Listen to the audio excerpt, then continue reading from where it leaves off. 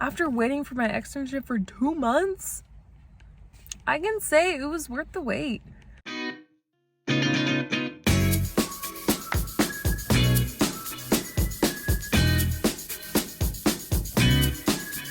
It's the last day of my externship.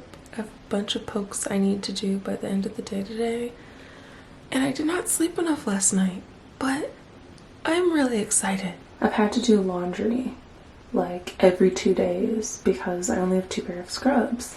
But I had to wash them in the first place, so I've done laundry 3 times this week. I've been super wasteful, but at least I will be clean and smell good, so. Alright, quick outfit of the day. My scrubs I actually got from Walmart, and this keeps turning on. Jeez. My scrubs, they're Scrub Star. I got them at Walmart. It was like $39 for the set. And I like them because the waistband is really stretchy. I finally have everything. I have my lunch bag, my actual bag, my keys, hydro, and a banana. And I'm gonna go and get some coffee and a free bakery item because I have enough points from the week. Thank you. You too, thank you. The line for Starbucks was just ridiculously long, like the drive-thru, so I went inside in my scrubs, and I'm pretty sure everyone there thought I was a nurse. Like 2 people let me cut them because I was in a rush. Like they stopped and let me go in first. And then I was like leaving, and this guy was like, "You have a great day." Thank you, you too. But I am not a nurse. So yeah, that's a good start to my day. I got my iced white chocolate mocha with a flat lid so you can feel respectable in the morning. And I got my cheese Danish warmed, obviously, because we're not psychopaths. After unnecessarily stressing, I'm still here 10 minutes early. I do still need to put my lunch in the break room though, and I need to kind of get situated. We don't have to start, well, I don't have to start taking vitals and like doing things until 8. It just kind of helps the flow of traffic if things get started earlier, because people go for ultrasound, they go for draws, for IV.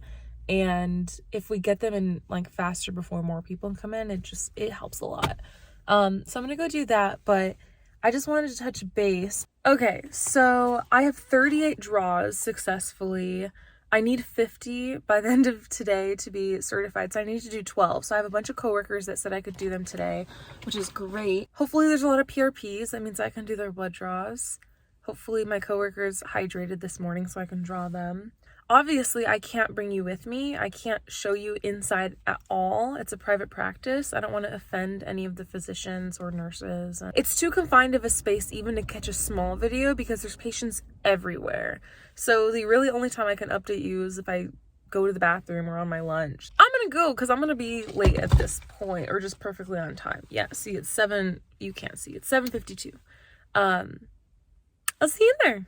I'm done. I have all my stuff. I'm going to my car right now. And my car is perfectly parked in the shade. A week of working harder than I've ever worked in my life. And now I can be a licensed phlebotomist. So I'm gonna give you a little rundown on pretty much what I did for this entire week. For the first solid hour and a half, I'm just taking vital signs. I'm calling patients, I'm taking their charts, I'm writing down temperature, blood pressure, blood oxygen levels, and their weight, and their height occasionally if it asks for it. That's pretty much it. I take their vitals and then I direct them to where they need to go. That part gets a little bit tricky because the practice that I was interning at has 2 levels. On the first floor is 1 nurse practitioner, and on the second floor are 2 doctors, like doctors of medicine, a doctor of pharmacy, an ultrasound technician for the ultrasound room, and then like 3 nurses. So there's just a lot of people up there. And then occasionally the massage therapist or kinesiologist will like use a room downstairs or use a room upstairs. So there's just a lot going on. I'm usually having to like take the phone and call upstairs or call downstairs and figure out, is this patient going to IV first? Or are they seeing the doctor first? Or are they going to ultrasound first? Do they prefer the first IV room or the second? Are they doing immunotherapy and need to be in the fishbowl? It's just a term we use for a certain like area of the first floor. It's like in a U shape so it looks like a fishbowl. Taking vital signs, taking patients where they need to go, and being as efficient and as accurate as possible, because that is like the biggest thing that will just throw everyone off and confuse a lot of people. And when I'm putting patients in their rooms, I write down the room number, I put the chart in a specific area so the doctor knows where to grab it. After vital signs, I clean everything between each patient. It's just cleaning the blood pressure cuff, cleaning the table, the chair, cleaning the thermometer, which is just like electronics. You just hold it. You don't even have to touch them with it, but I clean it anyway. And if they put their belongings on the counter while you're doing vitals, then I'll clean the counter. If I have some downtime, then there's a small desk and chair, like kind of tucked away, where I can sit. And I would highly recommend bring a book. It's so easy to look like you're just slacking off if you're like on your phone or on your iPad doing something. Even if it's schoolwork, don't. Bring a book or bring a textbook and read and study or whatever. I'm reading Crazy Rich Asians right now because the movie was so good, and I bonded with like 3 of my coworkers over it, just like talking about the movie or that book or just books in general, just because it sparks up a conversation. And especially you're in a field with so many intelligent people, and intelligent people tend to read more books. So tell them the first day how many pokes you need. Like, oh, I need 18 pokes, I need 21 pokes. You need to tell them, because if they don't know, they can't help you. They're going to assume you just need a couple and whatever. And start suggesting really early that you need to possibly do it on them and practice on them, because the first 2 days I didn't poke because I was waiting for patients to come in, thinking like, oh, a lot of patients are going to come in, and they didn't. We had 3 the entire week.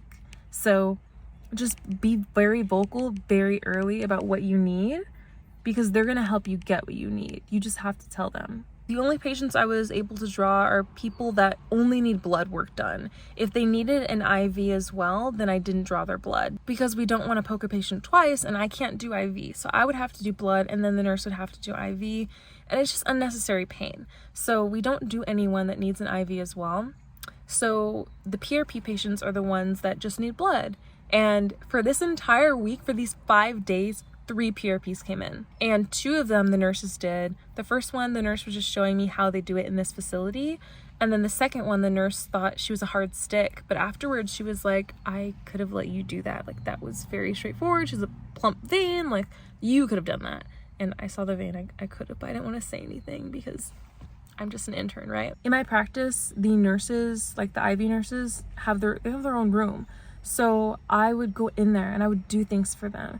Things that aren't in my area of practice. I would refill, I would restock, I would clean, I would take out the trash, I would talk to them, I'd ask them to observe, even things that I couldn't do, like an IV, just to see. Because if they like you, they're gonna let you do more things. And they're gonna go out of their way to make sure you get your sticks, and even let you stick them. One of the nurses needed her blood drawn this morning for PRP.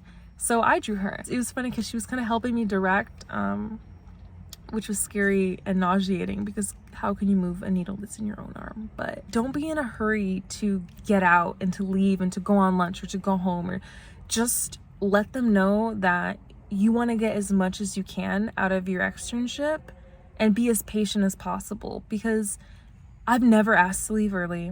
I've never asked to go to lunch early. And every single day they sent me early. Like 20 minutes, 30 minutes if there's no patients. Yeah, come early, come prepared, come rested. Literally, I'm late on filming this because I wanted to get as much rest as I could during the week. And I knew like when I come home today, I can edit and I can like post this tomorrow morning. I say all this, but honestly, just be yourself, be professional, and go in there with the skills that you've learned, and I guarantee you they're going to teach you so much more than class did.